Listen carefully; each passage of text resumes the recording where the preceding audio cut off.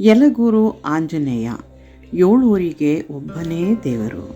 ಬಿಜಾಪುರ ಜಿಲ್ಲೆ ಮುದ್ದೇಬಿಹಾಳ ತಾಲೂಕಿನಲ್ಲಿರುವ ಒಂದು ಪುಟ್ಟ ಗ್ರಾಮವೇ ಯಲಯೂರು.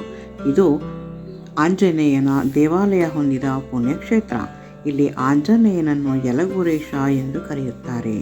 ಚಂದ್ರಗಿರಿ, ಅಳಲುದಿನ್ನೆ, ಯಲಗೂರು, ಕಾಗಿನಕುಂಟೆ, ಬೂದಿಹಾಳ, ಮಸೂತಿ, ನಾಗಸಂಪಿಗೆ ಹೀಗೆ 7 ಊರಿಗೆ ಒಡೆಯನಾಗಿ ನೆಲೆ ನಿಂತಿದ್ದಾನೆ ಪ್ರಾಣದೇವರು.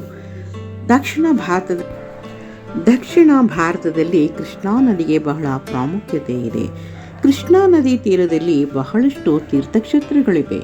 ಯಲಗೂರು ಕ್ಷೇತ್ರ ಕೂಡ ಆಂಜನೇಯ ತೀರ್ಥ ಎಂದು ಖ್ಯಾತಿ ಗಳಿಸಿದೆ. ಇದಕ್ಕೆ ಪೌರಾಣಿಕ ಹಿನ್ನೆಲೆಯೂ ಕೂಡ ಇದೆ. ಆಂಜನೇಯನು ಶ್ರೀರಾಮನ ಆದೇಶವನ್ನು ಪಾಲಿಸಲು ಇಲ್ಲಿ ನೆಲೆಸಿದ್ದಾನೆ.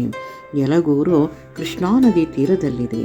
ದೇವಾಲಯದ 2 ಕಡೆ ಆನೆಗಳ ಶಿಲಾಮೂರ್ತಿಗಳಿವೆ. ದೇವಾಲಯದ ಮುಖ್ಯ ಗೋಡೆಯ ಮೇಲೆ ಸಂಜೀವಿನಿ ಪರ್ವತ ಹಿಡಿದಿರುವ ಆಂಜನೇಯ. ಗರ್ಭಗುಡಿಯಲ್ಲಿ 7 ಅಡಿ ಎತ್ತರದ ಆಂಜನೇಯನ ವಿಗ್ರಹವಿದೆ. ಎಡಪಾದ ರಾಕ್ಷಸನನ್ನು ತುಳಿಯುತ್ತಿರುವ ಭಂಗಿ ಕಾಣಬಹುದು. ಹೊರಗಡೆ ಗರುಡ ಕಂಬವಿದು ಪವಾಡ ದಾಸಯ್ಯನ ಕಂಬ ಎಂದು ಕರೆಯಲಾಗುತ್ತದೆ. ಗರ್ಭಗುಡಿಯ ಹೊರಗೋಡೆಯ ಮೇಲೆ ಆಂಜನೇಯನ ಬಹಳಷ್ಟು ಕಥೆಗಳನ್ನು ಒಳಗೊಂಡಂತಹ ತೈಲವರ್ಣ ಚಿತ್ರಗಳನ್ನು ನೋಡಬಹುದು. ಸೀತೆಯನ್ನು ಕದ್ದೊಯ್ದ ರಾವಣ ತನ್ನ ಉದ್ಯಾನವನದಲ್ಲಿ ಇರಿಸಿಕೊಂಡಾಗ ಹನುಮಂತನು ಮುದ್ರೆಯುಂಗರ ತೋರಿಸುತ್ತಿರುವ ಒಂದು ತೈಲವರ್ಣ ಚಿತ್ರವನ್ನು ಕಾಣಬಹುದು. ಶ್ರೀರಾಮ ಮತ್ತು ಸೀತೆಯ ಅಂದವಾದಂತಹ ಮೂರ್ತಿಗಳನ್ನು ಇಲ್ಲಿ ತೈಲವರ್ಣ ಚಿತ್ರದಲ್ಲಿ ಬಿಡಿಸಿರುವುದನ್ನು ಕಾಣಬಹುದು.